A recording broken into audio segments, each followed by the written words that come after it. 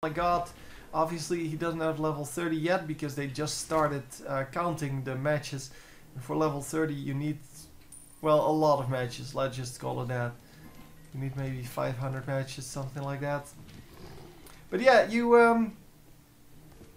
can definitely achieve it eventually. And well, the gold skins, they have some pretty nice advantages.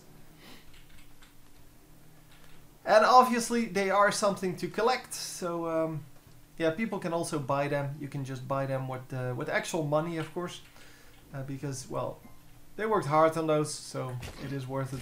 Skins are mostly available, well, all of the skins are available for money, or gems as it's called in this game. But some of them are also available with IP, which is, sorry, favor. Yeah, which is the IP of this game. And, well, in general, those are the recolors. So the skins that are made by redoing the color. So instead of, I don't know, red, you get blue on a skin. And that's the only thing that changes. The paid thingies, so the skins that you actually pay for, those are the ones that have real new effects or new character models or things like that, and that is a big difference, of course, between the two.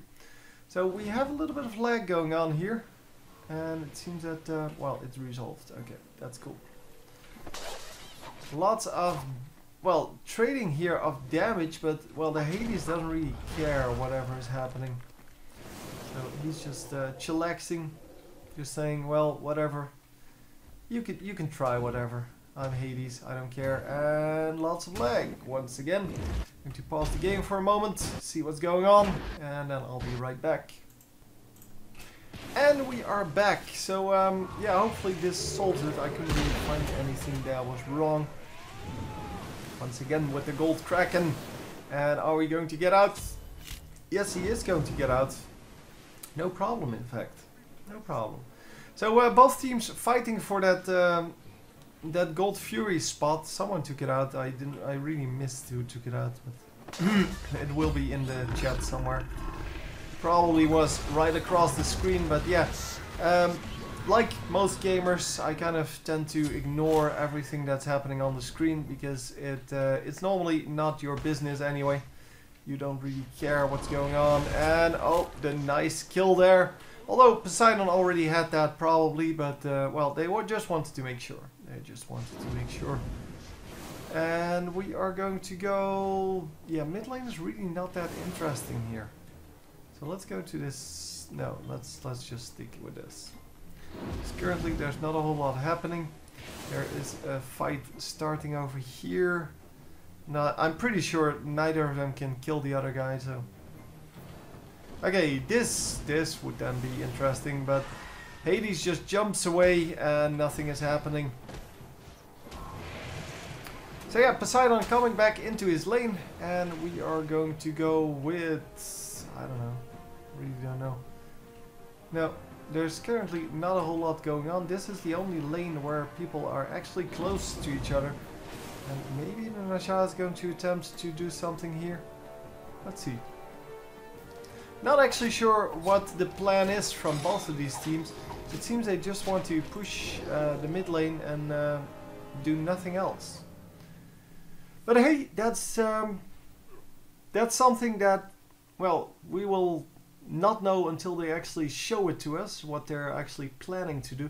Because there aren't real strategies yet that are like clear and crystallized for what to do in certain situations. Of course, that is a different situation in League of Legends, where everything is pretty much set. You know what to do in a lane. You hardly ever deviate from that tactic. And we are going to get a little bit of a turret push off over here. And are we going to get the turret? It is getting pretty low, but look at the damage that Naja took. Naja actually dying, and they're not finishing off the turret, even though Naja of course leaves behind a healing field. They could have done a little bit of more damage to that tower, probably take it out. But instead they decided to just run out. So there's another tower going down, I believe, in this lane. I'm not actually sure if he just took that down or that I just completely whiffed on what that said.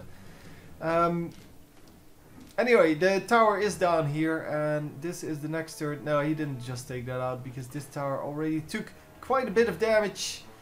And it might just have been the tower that we just took out that was on my screen. Yeah, that's why I don't really pay attention to that. Wow! The Kraken doing work! So the Kraken really just huge damage, as well as easy to land slow, or well, stun, sorry. And of course, yeah, massive damage is always nice if it's easy to land. And yeah, well, with a stun to go along with it. Although the stun is pretty hard to hit, I have to say that. But, well, landing the ultimate is pretty easy.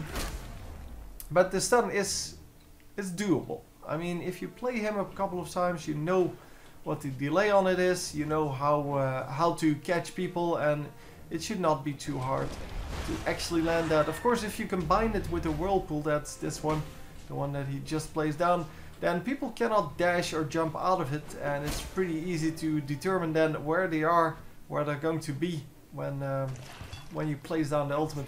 Finally, we are grouping up here. It is a 3 versus 4 fight, and it's a 3 versus 5 fight? I don't know. It seems that the blue team is behind on this, but they are the aggressors. They are going aggressive on these two guys, and well, the 4 red guys, they have to walk out. They're not going to do anything for now, and we are just going to fall back. So the blue team, of course, are going to wait a little bit until well, they actually have everyone up again and in their lane before they do anything.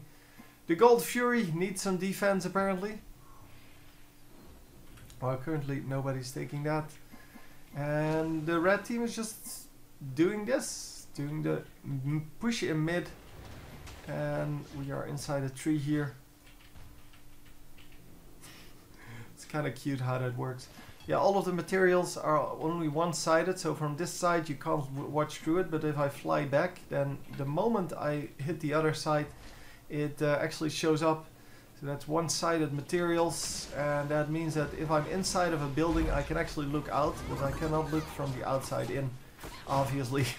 Otherwise it would be invisible. And yeah, that's it's a very nice thing to have. I mean, it is a very nice yeah, well, a very nice thing to have that that one-sidedness, because it reduces your calculations by half, because if you don't really have to worry about anything. You don't have to worry about anything happening on the side that is not visible anyway. And are we going to get this? Oh, we are going to get that, and we're going to get this as well. So that was 4 for 1. And red team, yeah, they're really behind now. Oh. So the red team is getting a little bit too far behind, the 7k gold behind now. And they will need something really derpy from the blue team to actually win this. And this is one of those things that you really need to land. Come on, get the kill. He needs to get this kill because, well, kills are too hard to come by. No, he can't do it. Wow. Could not make it work. Huh. Okay, cool. That means that the red team is actually allowed to... Oh no, sorry, the blue team is actually allowed to just be ahead. And we're going to go into the next team fight with all of that gold invested in items. And yeah, well, we'll have to see how that works. Obviously, that's not really the way you want that, but yeah, sometimes you have no choice and you just have to fight and wait for the enemy team to make an error. Either that or you can give up. Because, well, there's no shame in giving up if you're this far behind. Obviously, they are going to come back because this is a recorded match and all the recorded matches are comebacks. I really hope that they will change that at some point, but Apparently their algorithm only sees comebacks. So every single one of these matches is a comeback. And yeah, that's kind of ridiculous. So I am going to assume that the red team is going to win this eventually, even though they are currently 7k gold behind. And that is just a huge amount. And normally we don't see people derp hard enough to actually, well, to actually give up this kind of a lead.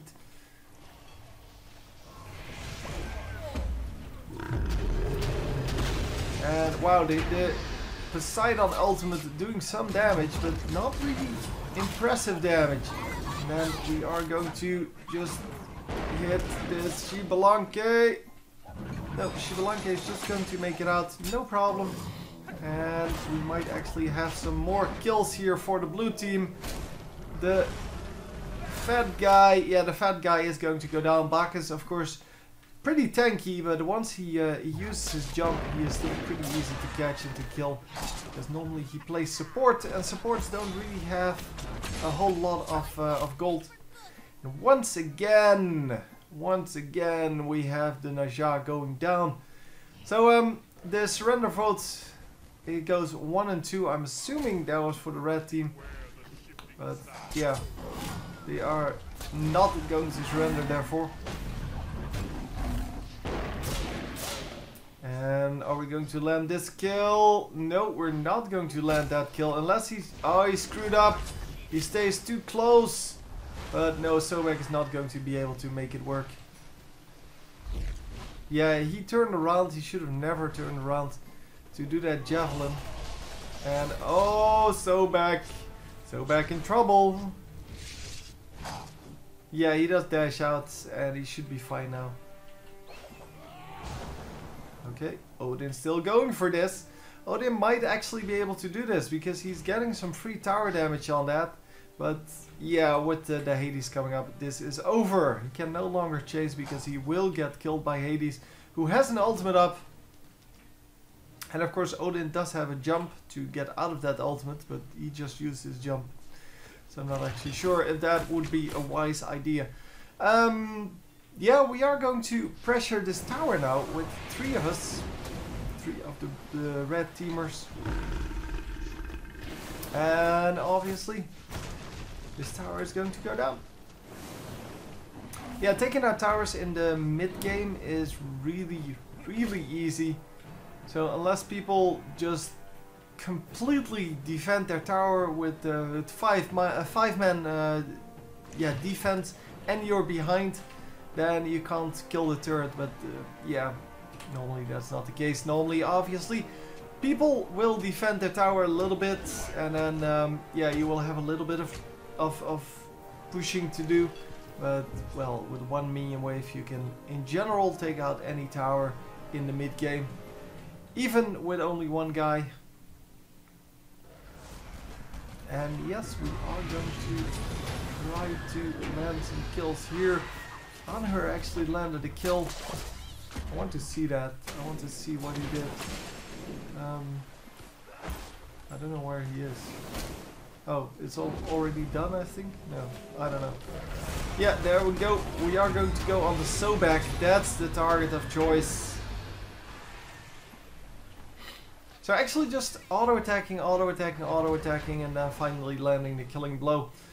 Not a really impressive kill, but yeah, well, it's Anhur. Anhur can just auto-attack. Pretty much the way ranged physical damage works. So yeah, we are going to just hold this mid lane with the blue team. They're going to push it. They're probably going to take out this tower on this side, but they have to watch out because, well, they do have a ward out here, over there, with the Gold Fury. But once that, yeah, once the red team goes for that and plants a ward of their own, they may actually be able to take down the Gold Fury very quickly. The tower does go down indeed. That is because they do have a ward on that. As long as they have a ward there, they know there's no one there, and they know that Gold Fury is safe. Gold Fury is really the only way to react to a tower being down, except for taking down a tower of your own. But yeah, the thing is, you need to make sure that the enemy cannot take the big objectives. The big objectives, of course, being Gold Fury and Fire Giant, GF and FG. Yeah, both of those targets are very good. They're both very nice targets to get, but you need to ward them, and not only that, you need to enforce that. So here we have a ward from the blue team. The red team is doing this, but the blue team is just completely out of position. They all were back in their base, and they're not going to get anything done because of that. And that's of course a shame. Yeah, they did ward it up. That was the right thing to do, but they did not manage to actually enforce their rules there. And well, just show them their dominance. So let's see if we can actually get some push on anywhere, because currently, I guess the pushes are not very well, very hard yet. They are every now and then taking down some minions, but really most of the pushing is done like for one minion wave like this, and then they're going to get out after that because it is too risky and they don't want it. So Hades, yeah, doing exactly that, pushing 2 waves, or wave and a half, I guess, and then getting out of there. He's going to fall back to the mid lane with the rest of his team. And the red team is thinking of going for Fire Giant. That might actually make for the comeback, because this is either going to be a big advantage for them, or it's going to be a big fight, which they might win. And as I said, I'm voting for the red team here just because I know that, well, by far most of these replays, the recorded replays on Smite, are comebacks. So I'm assuming this is a comeback. But every now and then there's a match in there that just goes completely one way. And yeah, that's definitely not the case here. So I don't really understand, well, what the difference is or why it would do one thing and not the other. But it's all good. The red team gets the Fire Giant. And it's Hades who jumps in. Hades is going to do some nice damage, and this guy is going to go down. So in the meantime, yeah, here we saw Shibalanke go down. Well, we didn't actually see a whole lot of it, but we did see the message. And it is a second kill there for the blue team. And then a second kill. Oh, whoa, wait. Those are kills for the red team. So 3 of the blue teamers actually died, and only 1 of the red teamers died. Which means that the red team can actually snipe this now. They can snipe this tower and all of the minions to go along with it. And of course after that you're on to the Phoenix, and they can pretty much tank the Phoenix at this point. Only 2 guys are up, and although they are very strong, I mean Poseidon is probably the strongest in the game at this moment. He has the most gold. Yeah, he has a nice amount of items, he has a lot of penetration going, and all those kind of things make that he is scary, but well, I don't think he could have held off against 3 there. They didn't want to risk it apparently, and well, if you don't want to risk it, then that is fine. It just means that well, you will have to try it somewhere else, because eventually you will have to try to get something done on these towers, or on these phoenixes I should say. And yeah, we are going to destroy the right phoenix. Well, it's actually the left phoenix for the blue team, but yeah, well, whatever. It doesn't matter. Let's go with someone. Kind of tired of steering all the time. Let's go with this guy. He's been having a good match. He's 10-4, has 15.8k gold, and he's just farming it up all game long. So nice items, no stack items though. I kind of would assume that with someone like Poseidon, you would want to go for the Warlock Sash or something like that. Maybe even the Book of Thought, because both of those they stack up with the amount of minions that you get. So you need to get 100 minions for Warlock Sash and 50 for Book of Thought. And you actually get quite a lot of extra HP and mana regen from that. That is very useful. Although the mana and mana regen is not really an issue for him, but it would have been nice to have the HP from Warlock Sash, as well as the mana, of course. And look at this, by the way. The Naja getting a double kill there. And that is even though his team was completely behind. That's cute. The right Phoenix is under attack, but they destroyed the left Phoenix. Yeah, of course, the problem with left and right in this game is that because it's completely symmetrical, yeah, you don't really have a standard way to see this. You can see that the red team has has a right lane and a left lane, and then the blue team has a left lane and a right lane. But unless you say the red team's left lane is kind of ambiguous. It can be the left lane for the right team, for the red team. It can also be the left lane for the blue team, which are two completely opposite lanes. But yeah, well, we did get D-side there in the end, and indeed the red team won. Yeah, not very surprising just because all of these are comebacks, but still very surprising because they were behind for the entire game up until the end, and then they actually have 5k gold lead now. So the Bacchus, yeah, he doesn't really have the farm, and that's what I was talking about. He builds a tanky build, sure, but he doesn't really have the money to, the gold I should say, to get the tankiness that he would really want. And in the end, that's all that matters. The amount of gold you have, and well, we see great gold on Naja, great gold on Anhur, and here great gold on Poseidon and Fenrir. And yeah, just close match, but yeah, unfortunately I predicted it correctly. Anyway, hope you enjoyed, and I will see you next time. GG.